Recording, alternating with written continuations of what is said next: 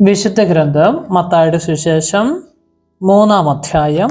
എല്ലാ ദൈവമക്കൾക്കും ഈ വചന സന്ദേശം അനുഗ്രഹമായി തീരാൻ വേണ്ടി പ്രാർത്ഥിക്കുന്നു. അക്കാലത്ത് സ്നാപക യോഹന്നാൻ യൂദായിലെ മരുഭൂമിയിൽ വന്നു പ്രസംഗിച്ചു, മാനസാന്തരപ്പെടുവിൻ, സ്വർഗരാജ്യം സമീപിച്ചിരിക്കുന്നു.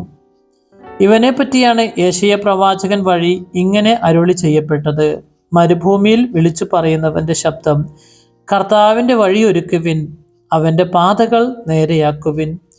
യോഹന്നാൻ ഒട്ടകരോമം കൊണ്ടുള്ള വസ്ത്രവും അരയിൽ തോൽവാറും ധരിച്ചിരുന്നു. വെട്ടുകിളികളും കാട്ടുതേനുമായിരുന്നു അവൻ്റെ ഭക്ഷണം. ജെറുസലേമിലും യൂദയ മുഴുവനിലും ജോർദാനിൻ്റെ പരിസര പ്രദേശങ്ങളിലും നിന്നുള്ള ജനം അവൻ്റെ അടുത്തെത്തി. അവർ പാപങ്ങൾ ഏറ്റുപറഞ്ഞ് ജോർദാൻ നദിയിൽ വെച്ച് അവനിൽ നിന്നും സ്നാനം സ്വീകരിച്ചു.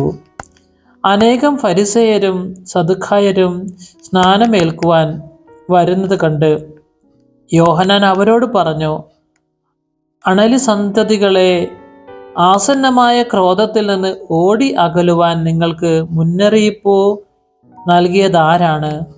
മാനസാന്തരത്തിന് യോജിച്ച ഫലം പുറപ്പെടുവിക്കുവിൻ.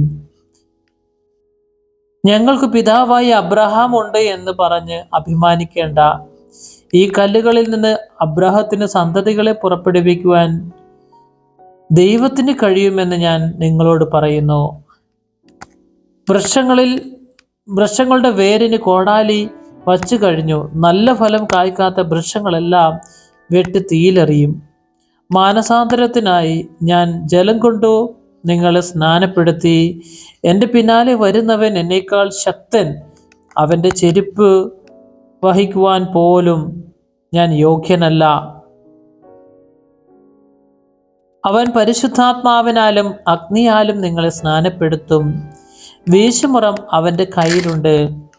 അവൻ കളം വെടിപ്പാക്കി ഗോതമ്പ് അറപ്പുരയിൽ ശേഖരിക്കും, പതിരുകെടാത്ത തീയിൽ കത്തിച്ചു കളയുകയും ചെയ്യും.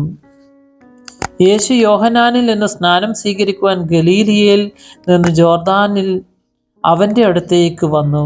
ഞാൻ നിന്നിൽ നിന്ന് സ്നാനം സ്വീകരിക്കേണ്ടിയിരിക്കെ നീ എൻ്റെ അടുത്തേക്ക് വരുന്നുവോ എന്ന് ചോദിച്ചുകൊണ്ട് യോഹന്നാൻ അവനെ തടഞ്ഞു. എന്നാൽ യേശു പറഞ്ഞു: ഇപ്പോൾ ഇത് സമ്മതിക്കുക, അങ്ങനെ സർവ്വനീതിയും പൂർത്തിയാക്കുക നമുക്ക് ഉചിതമാണ്. അവൻ സമ്മതിച്ചു. സ്നാനം കഴിഞ്ഞ ഉടൻ യേശു വെള്ളത്തിൽ നിന്ന് കയറി. അപ്പോൾ സ്വർഗം തുറക്കപ്പെട്ടു. ദൈവാത്മാവ് പ്രാവിൻ്റെ രൂപത്തിൽ തൻ്റെ മേൽ ഇറങ്ങി വരുന്നത് അവൻ കണ്ടു. ഇവൻ എൻ്റെ പ്രിയപുത്രൻ, ഇവനിൽ ഞാൻ പ്രസാദിച്ചിരിക്കുന്നു എന്ന് ഒരു സ്വരം സ്വർഗത്തിൽ നിന്ന് പുറപ്പെട്ടു.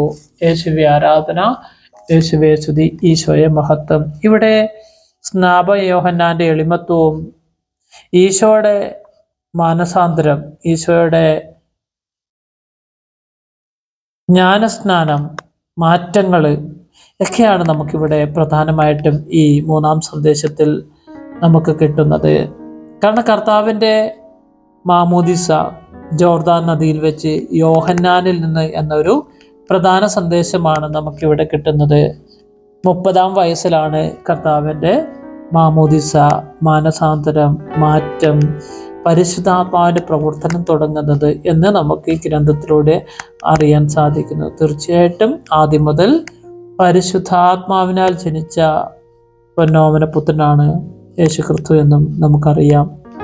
തമ്പുരാൻ്റെ ആ വലിയ സന്ദേശത്തെ ഓർത്ത്, ആ വചനത്തെ ഓർത്ത് നമുക്ക് ദൈവത്തെ സ്തുതിക്കാം, ദൈവത്തെ ആരാധിക്കാം, ദൈവത്തെ മഹത്വപ്പെടുത്താം. യേശുവേ ആരാധന, യേശുവേ സ്തുതി, ഈശോയെ മഹത്വം. ഈ സന്ദേശം നിങ്ങൾക്ക് എല്ലാവർക്കും അനുഗ്രഹമായി, അഭിഷേകമായി തീരാൻ വേണ്ടി പ്രാർത്ഥിക്കുന്നു. പ്രധാനമായിട്ടും 3-ാം അധ്യായത്തിൽ 17-ാം തിരുവചനം, ഇവൻ എൻ്റെ പ്രിയപുത്രൻ, ഇവനിൽ ഞാൻ പ്രസാദിച്ചിരിക്കുന്നു എന്ന് ഒരു സ്വരം സ്വർഗത്തിൽ നിന്ന് കേട്ടു. എവിടെ നിന്ന്? സ്വർഗത്തിൽ നിന്ന് ദൈവപുത്രനെ അഭിഷേകം ചെയ്യുന്ന ഒരു സ്വരം സ്നാപക യോഹന്നാനും ജനങ്ങളൊക്കെ കേട്ട ഒരു വലിയൊരു സ്വരമായിരുന്നു ഈ ഒരു ആത്മീയ സ്വരം. അതുപോലെ ദൈവാത്മാവ് പ്രാവിൻ്റെ രൂപത്തിൽ തൻ്റെ മേൽ ഇറങ്ങി വരുന്നത് അവൻ കണ്ടു. ആരാണ്? യേശു ക്രിസ്തു. യേശുവേ ആരാധന, യേശുവേ സ്തുതി, ഈശോയെ മഹത്വം. ദൈവമായ കർത്താവിൻ്റെ ശക്തിയെക്കുറിച്ചും അവതാരപ്പിറവിയെക്കുറിച്ചുമാണ് നമുക്കിതിലൂടെ കിട്ടുന്ന സന്ദേശം. നിങ്ങൾക്ക് എല്ലാവർക്കും ഈ സന്ദേശം, ഈ വചനഭാഗം ആത്മാവിൻ്റെ ഒരു അനുഗ്രഹമായി തീരാൻ വേണ്ടി ബ്രദർ പ്രാർത്ഥിക്കുന്നു. യേശുവേ ആരാധന, യേശുവേ സ്തുതി, ഈശോയെ മഹത്വം.